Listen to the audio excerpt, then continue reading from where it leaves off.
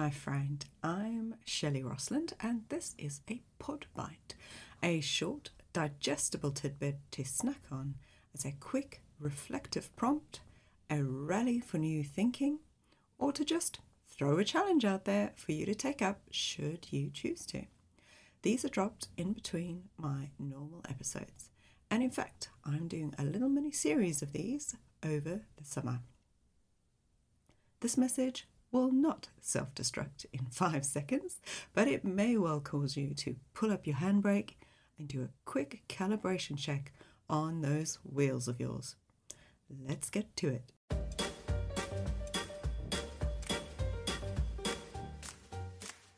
This bite is about thinking about growth differently.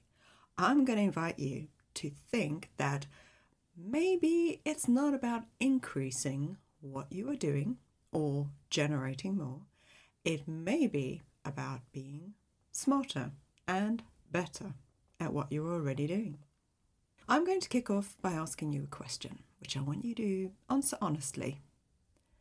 Are you feeling frustrated, knowing that you want things to be better, but you just don't know what better looks like?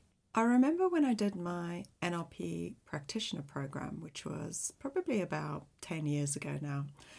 I love that as part of that process of doing the work, you were encouraged to look for models of excellence in order to build or shape your own model of excellence. Then fast forward to many years after that, and I heard Daniel Priestley say that it was a great idea when you are looking for inspiration for your business to actually look for examples outside of your industry. My brain just went, ooh, let's mush these things together. So when I work with my clients, or indeed with the people who do my group program, we do this. Firstly, we do the rudimentary exercise you'll be familiar with that any good business owner should be doing when we look at market context. So in essence, you look with a magnifying glass at what you're doing for customers and in your field compared to what others are doing. Try and make it a like-for-like comparison, doing the same thing that you're doing. So where do you kind of sit compared to them? We then take an extra step and open up our curious minds to looking outside of your industry and see how others are structuring how they do what they do. Sometimes you can find inspiration and answers to challenges by stretching your thinking outside your normal box and looking at industries or fields which are completely unrelated to you and what you do. Believe you me, it can be pretty fascinating. When Daniel Priestley was looking at how to build and structure his business so that it could do what he wanted it to do globally, he even looked at, for example, how Cirque du Soleil operated and worked. It gave him real insight into how to build something that was recognizable and could be set up and repeated around the world and be a consistent journey for the consumer. He ran a business, education, training and coaching business. And as you know, Cirque du Soleil is a theatrical entertainment company. By doing this, you'll probably spot things that catch your eye or they fizzle your brain and you go, ooh, look how they've approached this or that, and nice, look how they tackled that challenge, and oh, how have they packaged that thing? How do they put it together? Now, I'm speaking from a place of knowing here.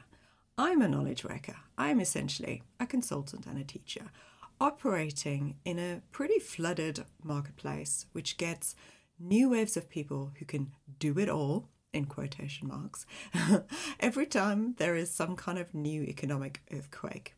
It's difficult to stand out or be heard or to be seen to be doing anything that seems different to anyone else doing the work that I do.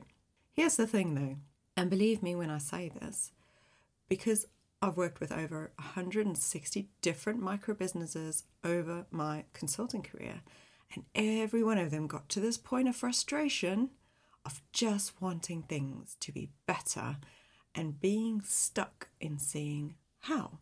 This doesn't mean that they were unhappy with the work that they were doing, not at all. They just want something to shift to give them a little more wiggle room for, well, life to happen as well. Would you agree that in running your own business, you pay a particularly higher price of sacrifice in the amount of time and energy it takes to be you and to stay the course? I could say that for sure for myself, my husband, and also our freelance team. How do we move from frustration to freedom? Now, I haven't got the secret answer, but I have been around this particular block a few times myself and with clients. And in fact, I'm in the middle of navigating one for myself right now in my agency business, which is also a micro business. So here's my 2 cents. First, take a step back and breathe. Remember why and how you got here. Why do you do the work that you do today, serving the people you do? I'm going to point out something pretty obvious now, but it needs to be said. The business you started all those years ago and the person you were at the time is very different to the person you are today. Your journey starts at one point, and as you move along it, avenues open up, you make tiny decisions, you make big decisions, and all of these shape who you and your business have become today. Taking a pause to revisit some of your core values and whether those priorities have shifted is important. What is your real purpose for doing the work that you're doing? Has that changed? Do you have a bigger vision, for lack of a better word? Has this changed or altered in nuance, perhaps? The thing is, if you don't recalibrate your values, your why, and possibly your vision, your compass, which helps you to navigate your day-to-day, will be off. At best, you won't have a true north, which is actually guiding you in a predetermined direction, and everything you're doing is just making you look busy and not moving you forward. At worst, you have a true north that yesteryear you put in place, and you're gravitating towards something that you are no longer attracted to or motivated for. Yikes, both of those scenarios just scream frustration and a big old waste of energy and time. What do you think? When's the last time you recalibrated whether you are working towards a true north that actually reflects today you? If you actually haven't done this in the last couple of years, and especially since the pandemic, I would highly recommend that you do it. Maybe the word frustration is not how you would articulate what's going on for you. Perhaps you may describe it as a feeling like a little wishy-washy about what your next steps are, or stuck in a thinking pattern that feels stale and boring, or desperate to leverage the power of technology and tools to reduce the time it takes to deliver the work you do. Or maybe you're just looking to spark some excitement back into your work, and you want to know how you can use your knowledge and value that you've already built up over the years to do something different for your clients. Maybe the pandemic caused a rift in your patterns, and ideas have started to emerge that you want to do something with. My prompt for you today is to take a lovely notebook, a really nice one with nice paper, and a pen, not a laptop. Your brain works better moving a pen across the page. Trust me, there's science to that. Block out 1 hour, that's all. Find somewhere really cozy and different with no interruptions, where you can jot down everything that's playing now out in your head after listening to this pod bite. Here's 2 questions for you to work on. Number 1, what about your work is still exciting and interesting for you? A hint to find where this is where does your time just disappear? Question number 2, if you could do something differently and anything was possible, ignoring price and cost, what would that look like and be? Now, I recognize it's hard work to do these things yourself, especially when you are close to it.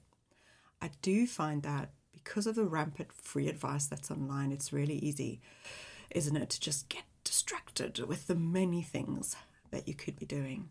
Would you like some help in unpicking this more? Now, one of my magical superpowers, in case you didn't know, is in seeing into your genius, bringing it out onto the table to show you, and then working with you to shape how you want to do things going forward. I'm going to be cheeky and I'm going to let you know that I still have some early bird seats left on my next cohort for my group program, if that would be of any interest to you. Now, what do we do on the program? Well, in a nutshell, you'll take the time to temperature check where you are right now compared to the you that started your business. And then I'll show you how to mindfully articulate what you want going forward. That's when the work really begins, and we bring that back into your business to model it to give you more of what you want and less of what you don't. Curious? I'd love it if you'd consider working with me and a cohort of your peers. I'll put the details in the show notes for you. Now, one caveat. This is not a marketing course. I've designed it to be a carefully curated 16-week program. Put the right information and knowledge in front of you, which is relevant for your business, so you can make fundamental and sometimes, I'm not going to lie, groundbreaking decisions about what you are shaping for your future.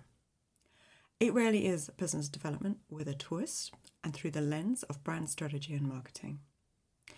You'll be in a small group of peers. You won't be alone. We really do keep the numbers down so that we can get to know each other really well and become your trusted circle of support, encouragement, and accountability. The next cohort starts September 25th. Let me know that you heard about the program through this episode, and I'll make sure I prioritize getting you a place. Remember, sometimes it's not about growth or that icky word, scale. Sometimes it's just about being better and smarter with what you have already. Until next time, my friend, stay strong, believe you have value, and make good brand decisions.